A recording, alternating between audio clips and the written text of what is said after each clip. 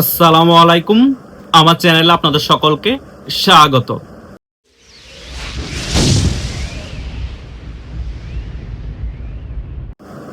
গত 2 দিন ধরেই আমার ইউটিউবের সাবস্ক্রাইবাররা আমাকে প্রশ্ন করছে, ভাই আমরা ইউটিউবের মধ্যে এবং ফেসবুকের মধ্যে একটা পোস্ট অনেক বেশি দেখছি।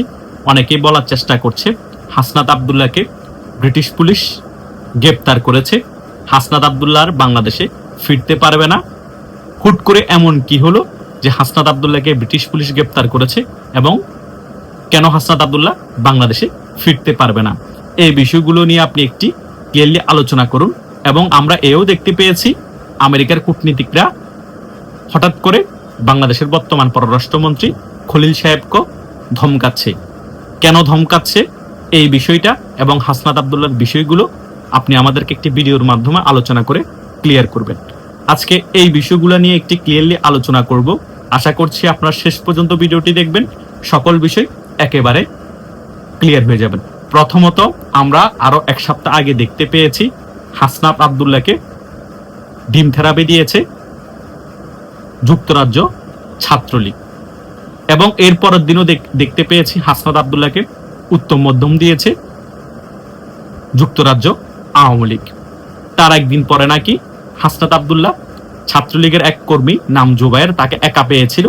একা পেয়ে তারা সাঙ্গপাঙ্গকে ফোন করে এনে সেই ছাত্রলীগের কর্মী জুবায়েরকে উত্তম মধ্যম দিয়েছে। সেই বিষয়কে কেন্দ্র করে সেই ছাত্রলীগের কর্মী জুবায়ের যুক্তরাজ্য পুলিশের কাছে অভিযোগ দায়ের করেছে। সে অভিযোগের প্রেক্ষিতেই যুক্তরাজ্য পুলিশ তদন্তে নেমেছে। সেই অভিযোগে যদি সত্যতা প্রমাণিত হয় যুক্তরাজ্য পুলিশ তখন মামলা গ্রহণ করবে এবং হাসনাত আব্দুল্লাহকে গ্রেপ্তার করবে। এই বিষয়গুলোকে রসালোভাবে আমাদের ইউটিউবাররা আপনাদের কাছে উপস্থাপন করেছে। আপনারা বিষয়গুলো অনেক মজা পেয়েছেন। বাস্তবে ইংল্যান্ড বলেন, কানাডা বলেন এবং উন্নত যে সকল রাষ্ট্র আছে তারা ডাইরেক্টলি কোনো মামলা নেয় না। তারা প্রথমে অভিযোগ নেয়, অভিযোগের প্রেক্ষিতে তারা তদন্ত করে, তদন্ত করে যদি সত্যতা পায় তখনই মামলা নেয়, তখনই সেই লোককে গ্রেপ্তার করে। হাসনাত আব্দুল্লাহর সাথে সেটা হয়েছে। ছাত্রলীগের সেই কর্মী জুবায়ের যখন পুলিশের কাছে আপনার অভিযোগ করেছে, ব্রিটিশ পুলিশ তদন্তে নেমে গিয়েছে হাসনাত আব্দুল্লাহকে নিয়ে। হাসনাত আব্দুল্লাহ যদি সত্যি সত্যি সাঙ্গপাঙ্গ এনে সেই ছাত্রলীগের কর্মী জুবায়েরকে মারধরের ঘটনা ঘটায় তাহলে অবশ্যই হাসনাত আব্দুল্লাহ গ্রেপ্তার হবে এবং তিনি কারাভোগ করবে। কারাভোগের পরেই কিন্তু তিনি বাংলাদেশে ফিরতে পারবে। এই বিষয়গুলোকে অনেক রসালোভাবে বলার কারণে আপনারা কনফিউশনে পড়ে গিয়েছেন। সো কনফিউশন হওয়ার কিছু নাই। আমি এই ভিডিওর মাধ্যমে আপনাদেরকে বিষয়টা একেবারে ক্লিয়ার করে দিয়েছি যে কি ঘটনা হয়েছিল এবং কি ঘটনা ঘটেছে, তার পরিপ্রেক্ষিতে পুলিশ কি পদক্ষেপ নিয়েছে। আশা করছি এই আলোচনার পর আপনারা বিষয়গুলো একেবারে ক্লিয়ার হয়ে গিয়েছেন। আর দ্বিতীয় বিষয় হচ্ছে আমেরিকার কূটনীতিকরা কেন ধমকাচ্ছে বা হুমকি দিচ্ছে বর্তমান পররাষ্ট্রমন্ত্রী খলিলুরকে। তার মেইন রিজন হচ্ছে তারেক জিয়ার চীন সফর। তারেক জিয়া অলরেডি চীনে পৌঁছায় গিয়েছে। আমেরিকার রক্ত চক্ষুকে উপেক্ষা করে তারেক জিয়া চীন সফরে চলে গিয়েছেন।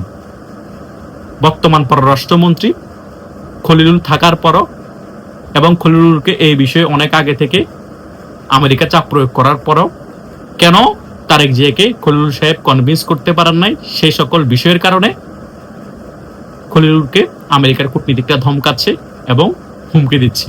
কারণ এই খলিল সাহেব হচ্ছে আমেরিকার বসানো এক পুতুল, আমেরিকার মাইম্যান।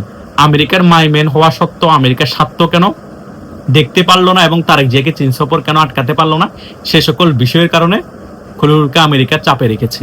এবং আমেরিকা এও হুমকি দিয়েছে চীনের সাথে যদি আরো বেশি দহরম মহরম সম্পর্ক করা হয় এবং বাণিজ্যিক চুক্তি করা হয়, আরো বিভিন্ন ধরনের চুক্তি চীনের সাথে এই বর্তমান বিএনপি সরকার করে, তাহলে কিন্তু এই রেজিমের সাথে থাকবে না আমেরিকা। সো এই বিএনপি রেজিমটা কিন্তু অনেক দিক থেকে চাপে পড়ে গিয়েছে চীন সফরের কারণে। এটা কিন্তু আমেরিকাও যেমন ভালো চোখে নেয়নি, তেমনি করে ভারতও ভালো চোখে নেয়নি। আশা করছি আমি হাসনাতের বিষয়টা এবং এই বর্তমান প্রধানমন্ত্রী তারেক জিয়া চীন সফরের বিষয় এবং আমেরিকার কূটনীতিকরা কেন খলিল সাহেবকে ধমকিয়েছে, এই সকল বিষয়গুলো আমি এই স্বল্প আলোচনায় এই ভিডিওর মাধ্যমে ক্লিয়ার করতে পেরেছি। তারপরও আমি আরো কিছু মেসেজ এই ভিডিওর মধ্যে আপনাদেরকে দিব, আপনারা ভিডিওটি শেষ পর্যন্ত দেখার চেষ্টা করবেন। আগামীতে কিন্তু বাংলাদেশের মধ্যে বিশাল একটা আন্তর্জাতিক খেলা আসতে যাচ্ছে। সেই খেলার মধ্যে চীন, রাশিয়া, আমেরিকা এবং ভারতের অংশগ্রহণ থাকবে। এখন আপনাদের প্রশ্ন হতে পারে, এটা তো অনেক আগে থেকেই চলছে, এটা আর নতুন কি? কিন্তু এখন নতুন ভাবে খেলা হবে এবং সেই খেলা মারাত্মক ভাবে হবে। বাংলাদেশে গৃহযুদ্ধের অবস্থা হবে এবং মেসাকার পরিস্থিতি বাংলাদেশে তৈরি হবে।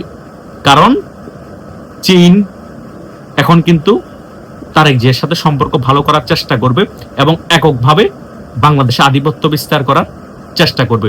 অন্য দিক দিয়ে এই রেজিমটা সম্পূর্ণরূপে চেঞ্জ করার ক্ষেত্রে অবদান রেখেছে আমেরিকা, এবং আমেরিকার অবদানের কারণে আওয়ামী লীগের সরকারের পতন হয়েছে এবং বিএনপি, জামাত, এনসিপির এই টোকাই আমুরা মামুরা বাংলাদেশে ক্ষমতায় আসতে পেরেছে। এখন যদি চীন সম্পূর্ণরূপে তারেক জিয়ার সাথে সম্পর্ক ভালো করে ফেলে এবং চীনের ব্যবসা বাণিজ্য আরো স্ট্রংলি বাংলাদেশের মধ্যে করা শুরু করে দেয়, আরো বিভিন্ন চুক্তি করে ফেলে তারেক জিয়ার সাথে, চীন এবং আমেরিকার একটা ক্ল্যাশ চলবে। আর সেই ক্ল্যাশের মধ্যে রাশিয়া এবং ইন্ডিয়া একত্রিত হয়ে আরেকটা খেলা খেলে দিবে। ইন্ডিয়া এবং ওই রাশিয়ার বলটাই বাংলাদেশের মধ্যে তাদের পছন্দের রেজিম আওয়ামী লীগকে বসানোর চেষ্টা করবে। এদিক দিয়ে আমেরিকা এবং চীনের দ্বন্দ্ব চলতে থাকবে। শেষ পর্যায়ে কি হবে জানেন? বাংলাদেশে একটা বিশৃঙ্খলা তৈরি হবে, মেসাকার পরিস্থিতি তৈরি হবে এবং আমেরিকা যখন দেখতে পাবে যে রাশিয়াও আমেরিকার বিরুদ্ধে চলে গিয়েছে, ইন্ডিয়া আমেরিকার বিরুদ্ধে চলে গিয়েছে, চীনও শেষ পর্যায়ে যখন অবস্থা বেগতিক দেখবে, তখন চীনও রাশিয়ার কথা মতো ইন্ডিয়ার পক্ষে চলে আসবে। কারণ সাউথ ব্লক থেকে আমেরিকাকে হটাতে হবে। তখন আমেরিকা নমনীয় হয়ে বাংলাদেশে যে আধিপত্য আছে সেটাও হারাবে।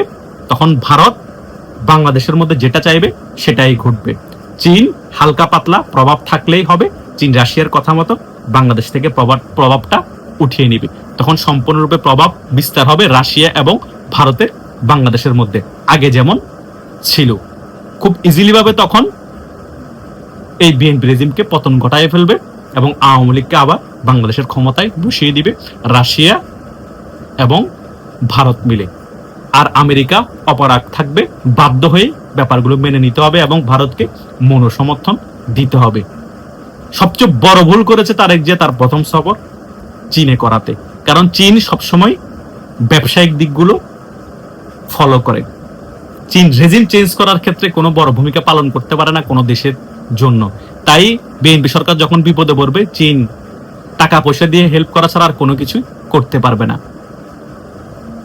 আমেরিকাকে চীন বাণিজ্যিকভাবে হারানোর চেষ্টা করছে অস্ত্রশস্ত্র দিয়ে। এখনো চীন সেরকম শক্তিশালী হয়নি যে আমেরিকাকে হারাতে পারবে। তাই অর্থনীতিতে যদি আমেরিকার থেকেও এগিয়ে যেতে পারে, তাহলে বিশ্বের মধ্যে একটা প্রভাব বিস্তার করবে চীন। সেদিকে চীন কাজ করছে।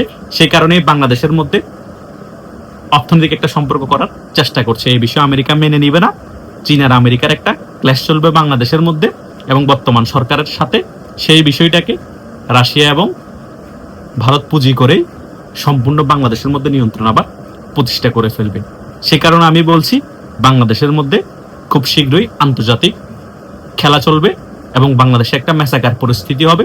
সেই মেসাকার পরিস্থিতির মাধ্যমে বর্তমান যে বিএনপি সরকার আছে সে রেজিমের পতন ঘটবে, আবার আওয়ামী লীগ ক্ষমতায় আসবে।